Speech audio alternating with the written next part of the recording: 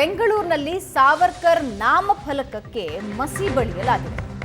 ಯಲಹಂಕ ಫ್ಲೈಓವರ್ನ ವೀರ್ ಸಾವರ್ಕರ್ ಫಲಕಕ್ಕೆ ಮಸಿ ಬಳಿಯಲಾಗಿದ್ದು ಆ ಕಿಡಿಗೇಡಿಗಳನ್ನ ಬಂಧಿಸಿದ್ದಾರೆ. ನಿನ್ನೆ ಬೆಳಗ್ಗೆ ಪ್ರತಿಭಟನೆ ನಡೆಸಿತ್ತು ಎನ್ಎಸ್ಯುಐ. ಸಾವರ್ಕರ್ ವಿರುದ್ಧ ಘೋಷಣೆ ಕೂಗಿ ಪ್ರತಿಭಟನೆ ನಡೆಸಿತ್ತು. ಈ ವೇಳೆ ಮಸಿ ಬಳಿದಿದ್ರು ಪ್ರವೀಣ್, ಲಕ್ಷ್ಯರಾಜ್, ನಿಶ್ಚಿತ್ ಗೌಡ. ತಕ್ಷಣ ಆರೋಪಿಗಳನ್ನ ಪೊಲೀಸರು ಬಂಧಿಸಿದ್ದಾರೆ. ಸಾವರ್ಕರ್ಗೆ ಸಿಗ್ತಾ ಇರೋ ಭಗತ್ ಸಿಂಗ್ ಏನ್ ಗೌರವ ಇದೆಯಲ್ಲ, ಅದು ಭಗತ್ ಸಿಂಗ್ ಸಿಗ್ತಾ ಇಲ್ಲ ಅನ್ನೋದು ಇವರ ಕೋಪಕ್ಕೆ ಕಾರಣ.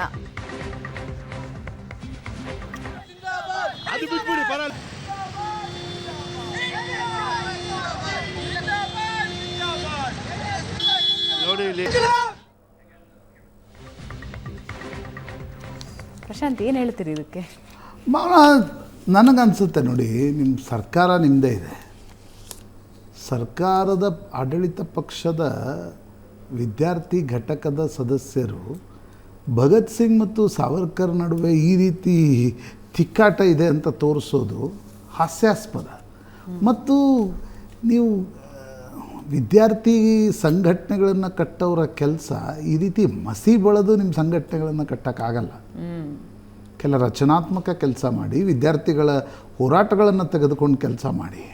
ಅದು ಬಿಟ್ಟು ವೀರ್ ಸಾವರ್ಕರ್ ಅವರ ನಾಮಫಲಕಕ್ಕೆ ಮಸಿ ಹಾಕ್ತೀನಿ, ಪ್ಲೇಯಿಂಗ್ ಟು ದ ಗ್ಯಾಲರಿ. ನಾಳೆ ಇನ್ನೊಂದು ಮಹಾಪುರುಷನ ನಾಮಫಲಕಕ್ಕೆ ಭಾವಚಿತ್ರಕ್ಕೆ ಮಸಿ ಹಾಕ್ತೀನಿ ಅಂತ ಅನ್ಬೋದು. Where it will end? ನೀವು ಚರ್ಚೆ ಮಾಡಿ. ಸಾವರ್ಕರ್ ಏನಾದರೂ ತಪ್ಪುಂಟಾ ಅದರಲ್ಲಿ ನೀವು ಚರ್ಚೆ ಮಾಡಿ, ನೀವು ಅಧ್ಯಯನ ಮಾಡಿ.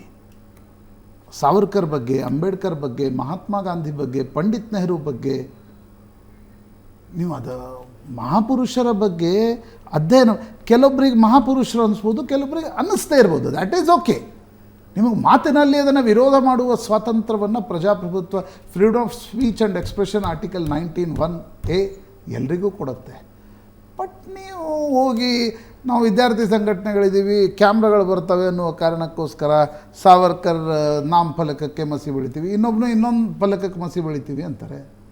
Where it will end? ಇದರಿಂದ ಏನು ಸಾಧ್ಯ? ಹೋಲಪ್ಪ, ನಿಮ್ಮ ವಿದ್ಯಾರ್ಥಿ ಸಂಘಟನೆಗೆ ಏನಾದರೂ ಬಲ ದೊರಕುತ್ತಾ?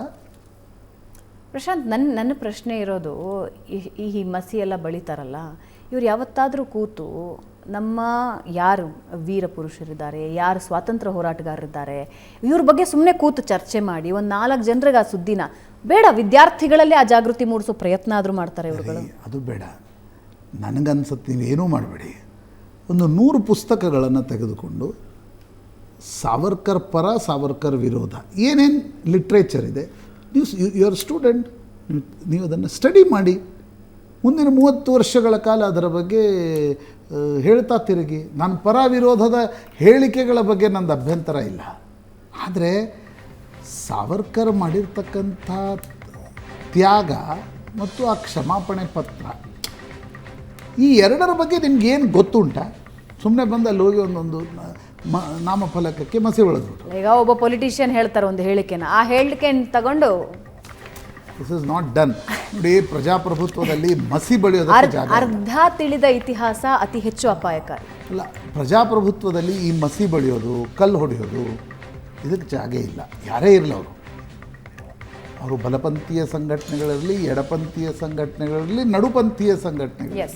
ಪ್ರಜಾಪ್ರಭುತ್ವದಲ್ಲಿ ಮಾತಿನ ವಾಕ್ಯಾರ್ಥಕ್ಕೆ ಅರ್ಥ ಇದೆ, ಅದನ್ನು ಮಾಡಿ.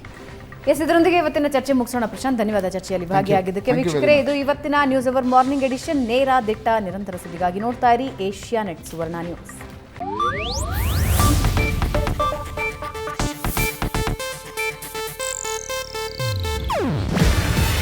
ಇದು ಏಷ್ಯಾನೆಟ್ ನ್ಯೂಸ್ ನೆಟ್ವರ್ಕ್ ಪ್ರಸ್ತುತಿ.